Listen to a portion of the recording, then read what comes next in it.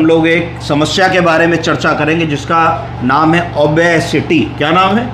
Obesity मतलब मोटापा। मोटापे से कैसे बचा जाए? मोटापे के 3 क्या इम्पॉर्टेंट पहलू हैं। पहला कॉज, व्हाट कॉजेज ओबेसिटी।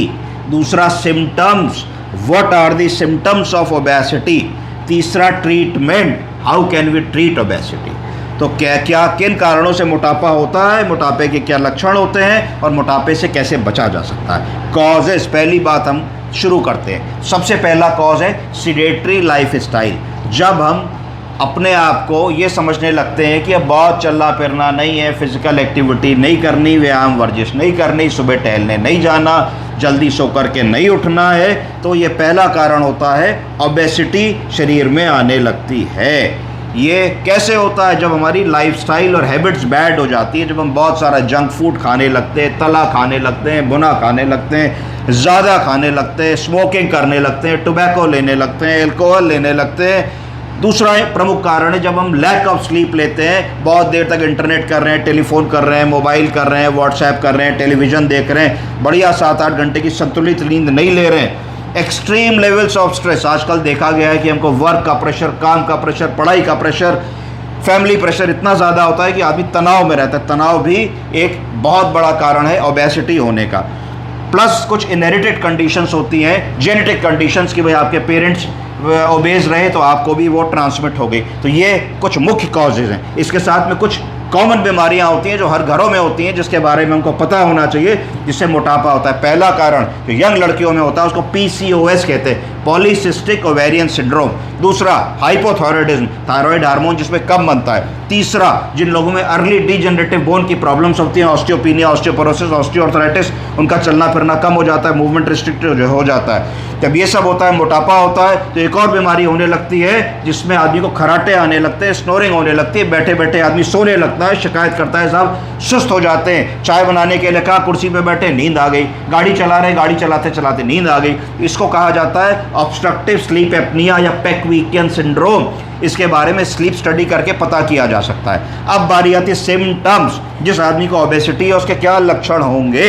पहली चीज, massive increase in body weight. Generally हम सब लोगों को साल भर में आधा किलो वजन गेन करना चाहिए। अगर 20-22 साल में जब शादी होती है, आदमी अगर 50 साल का होता है तो 25 साल बाद जब वो 50 का होता है तो 10-12 किलो का वेट गेन चल जाता है कि आप 50 से 60-62 किलो के हो गए। पर अगर आप 2 kg वेट गेन कर रहे हैं पर ईयर तो 25 साल में 50 किलो गेन कर लोगे। तो 50 के थे शादी पे, 25 साल में गेन कर लिए तो 100 किलो के हो गए। उसको मॉर्बिड ओबेसिटी कह देंगे।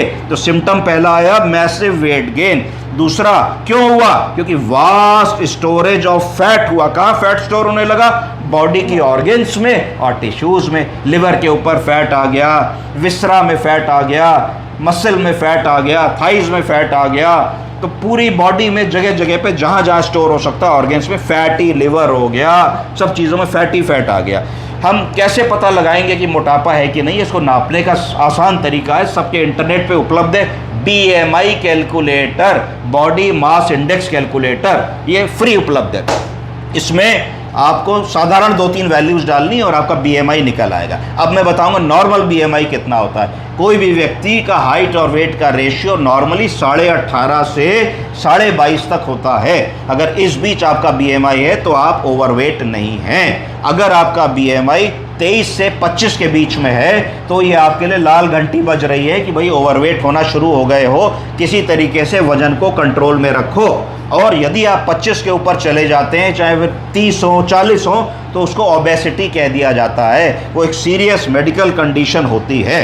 तीसरा और अंतिम पड़ाव, ट्रीटमेंट। कैसे बचे ओबेसिटी से? तो ओबेसिटी से बचने के लिए सबसे ज़रूरी है डाइटरी इंटेक। मैथ्स का सिंपल फार्मूला बताऊंगा। यदि हमारे को हमारे शरीर के संचालन में 1700 कैलोरीज दिन भर में लगनी है और हम 1700 ही कैलोरीज खाएंगे तो ना हम मोटे होंगे ना हम पतले होंगे। अगर हमको 1700 कैलोरीज लगनी है और हम रोज़ 1900 कैलोरीज खाएंगे तो 200 कैलोरीज जो हैं वो हमारे बॉडी में फैट के और एडिपोज टिश्यू के फॉर्म में रोज डिपॉजिट होंगी और हर 2-4 महीने में हमारा वजन 400-500-600 ग्राम, किलो 1.5 किलो बढ़ जाएगा।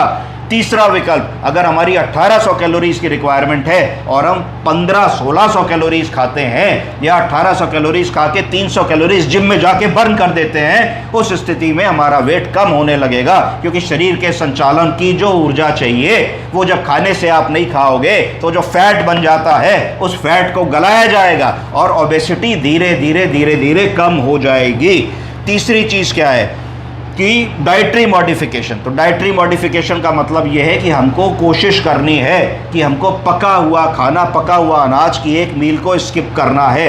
बहुत सारे हमको फ्रेश वेजिटेबल्स खाने हैं, एसेंशियल एंटीऑक्सीडेंट्स खाने हैं, वेजिटेबल्स खाने हैं, मिनरल्स खाने हैं। इन चीज़ों का यदि हम सेवन करेंगे तो हम लोगों को प्राकृतिक रूप से वो ऊर्जा मिलेगी। और जो मॉडिफाइड खाने हैं, बर्गर, पिज़्ज़ा, पेस्ट्री, बन, स्नैक्स, चॉकलेट्स, टॉफ़ीज़, इन चीज़ों को बिल्कुल अवॉइड करना है। 45 मिनट से 1 घंटे की डेली एक्सरसाइज करनी है। एक्सरसाइज का ये मतलब नहीं कि बहुत बड़ी जिम्नास्टिक एक्सरसाइज कर ले, जो जितनी आपकी क्षमता में हो। आप कुर्सी पे बैठे बैठे भी हाथ पैर चला के एक्सरसाइज कर सकते हैं, घर में भी वॉक कर सकते हैं, छत पे भी वॉक कर सकते हैं, बैठे बैठे योगा कर सकते हैं। 1 घंटे शरीर को चलाना बहुत ज़रूरी है।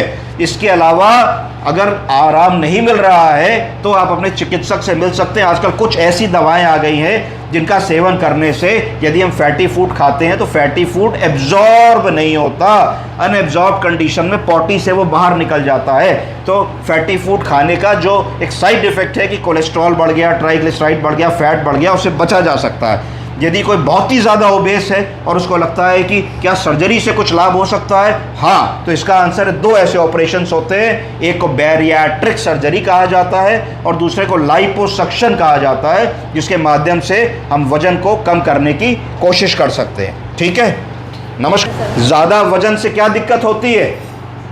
दिक्कत होती बैठने में होगी, अभी तो नहीं है फिलहाल, हाँ, लेकिन हो सकती, सब लोग बताते हैं बैठने। आपकी उम्र कितनी है? 45 तो 45 होगी। वजन कितना है? अभी नापे ने बहुत दिन से अब की। मुझे लगता है 120 किलो करीब होगा। तभी एक बार आए तब नापा था यहीं पे। हाँ। तब 2 साल पहले नापा। 2 साल पहले 110 था, 10 किलो करीब और बढ़ गया, इस समय 120 है।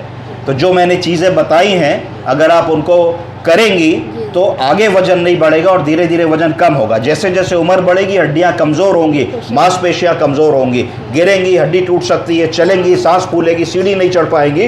तो आपको एक संकल्प लेना है कि हमको वजन को कम करना है और शरीर को स्वस्थ रहना है। अरे आंटी, आप क्यों खड़ी हो गई?